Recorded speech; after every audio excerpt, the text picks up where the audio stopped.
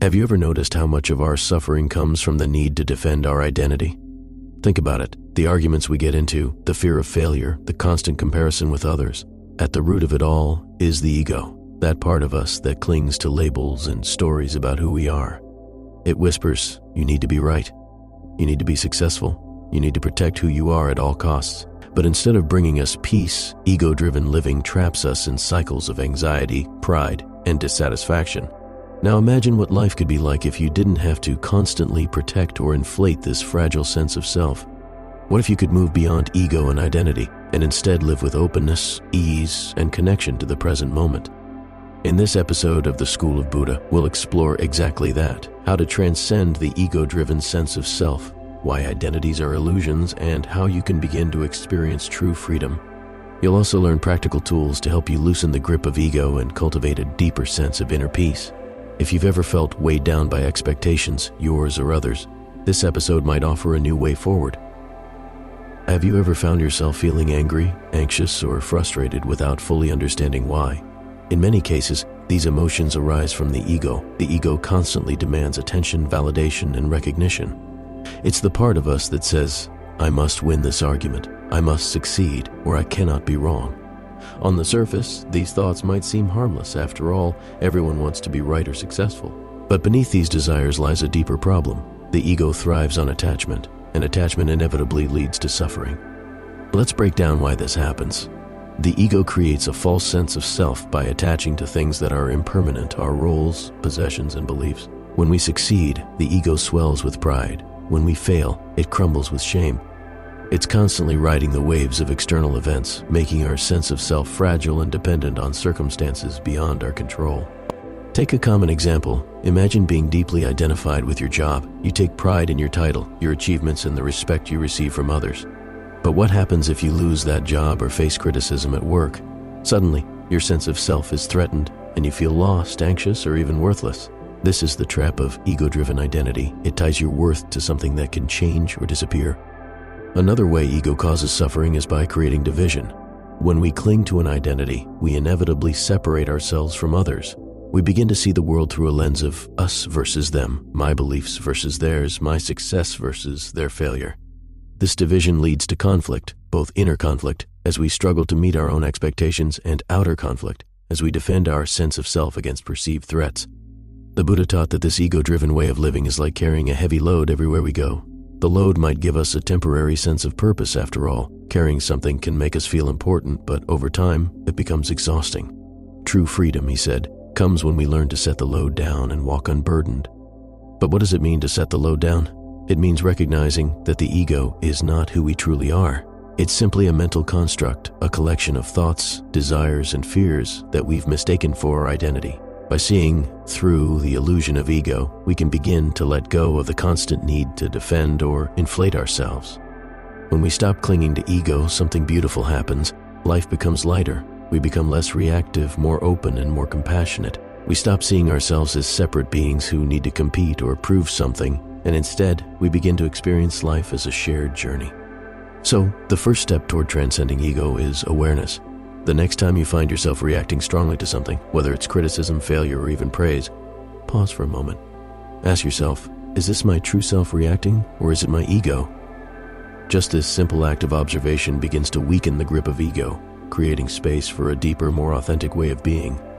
In the next section, we'll explore how our sense of identity is built on illusion and how letting go of rigid identities can open the door to true freedom. But for now, take a deep breath and remember, you are not your ego. You are not your titles, roles, or even your thoughts. Beneath all of that lies something vast, still, and unchanging, your true nature. Let's take a moment to reflect on how deeply we define ourselves by our identities. These identities could be anything: our name, nationality, profession, or beliefs.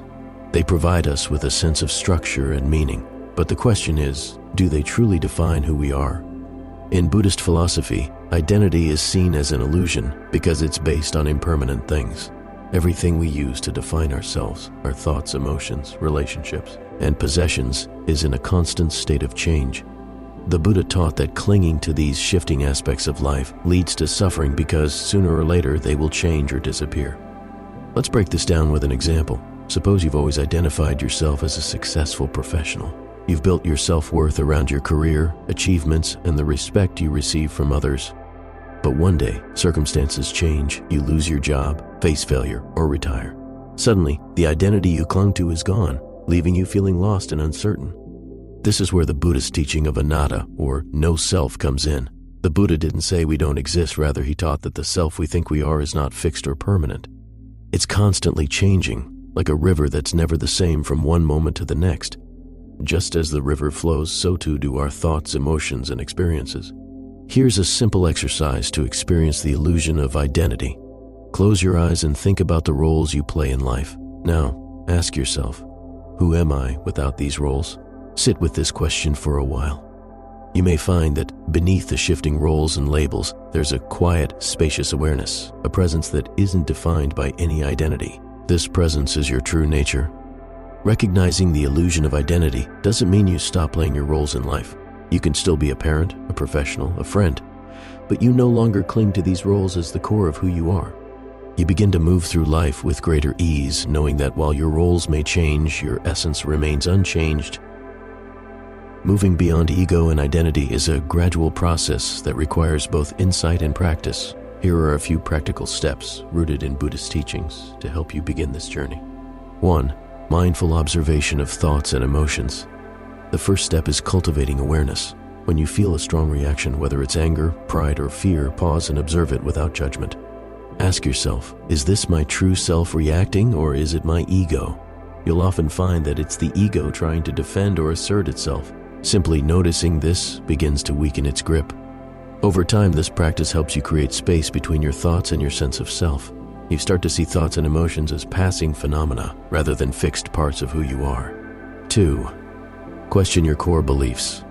Many of our identities are built around beliefs about ourselves, others, and the world, but beliefs, like everything else, are subject to change. Ask yourself, who would I be without this belief?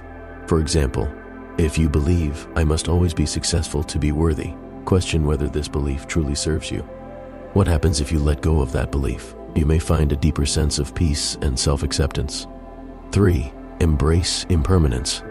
One of the most liberating teachings in Buddhism is Anatta, or impermanence. Everything in life, including our identities, is in constant flux. When we resist this truth, we suffer, but when we embrace it, we become more adaptable and resilient. Practice reminding yourself daily, this too shall pass. Whether it's a moment of joy or a moment of pain, recognizing its impermanence helps you stay grounded and present. 4. Cultivate compassion for yourself and others. When we transcend ego, we naturally become more compassionate. Without the need to protect a rigid sense of self, we become more open to others' experiences. Compassion isn't just a virtue, it's a way of seeing ourselves and others as interconnected beings, each walking their own path. Start by practicing self-compassion. When you notice your ego reacting strongly, instead of criticizing yourself, offer kindness. Say to yourself, it's okay, I'm learning to let go. Compassion becomes a way of being rather than something we force ourselves to do. There's another well-known story in Buddhism about a proud warrior who once approached the Buddha. The warrior had heard of the Buddha's wisdom and wanted to test him. He asked, "What makes you so special? Why do people call you enlightened?"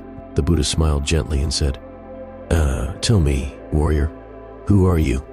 The warrior replied, "I am a great fighter, feared by many."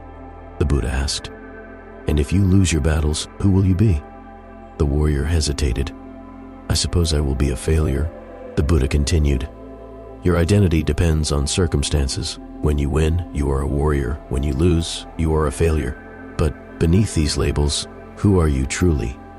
The warrior, struck by the Buddha's insight, unsure of how to respond, realized that his sense of self was merely an illusion, something created by his mind.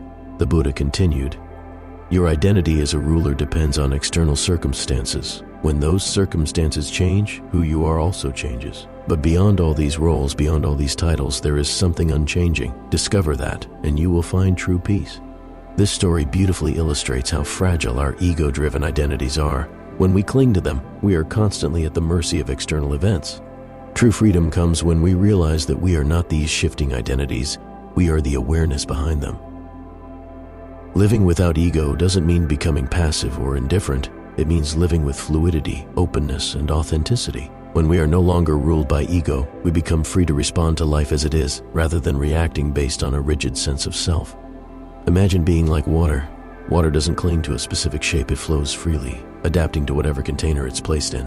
It doesn't resist change, it moves with it. In the same way, when we let go of ego, we become like water, flexible, present, and at ease. Imagine a bird flying in the sky. The bird doesn't cling to any particular direction.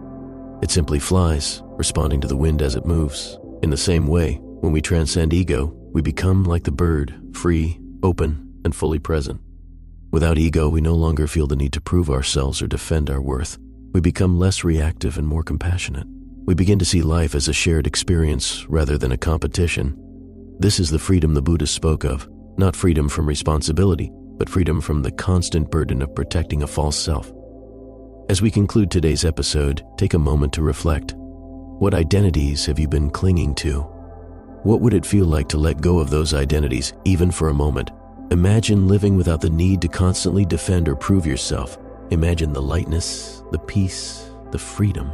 Moving beyond ego and identity isn't about becoming nothing, it's about realizing that you are already everything.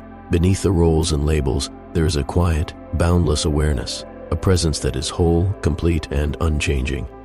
Thank you for joining us in the School of Buddha. If today's episode inspired you, take its message into your daily life. Practice observing your thoughts, questioning your beliefs, and embracing impermanence.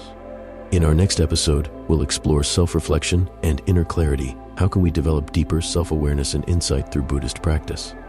Until next time, stay mindful, stay present, and keep walking the path.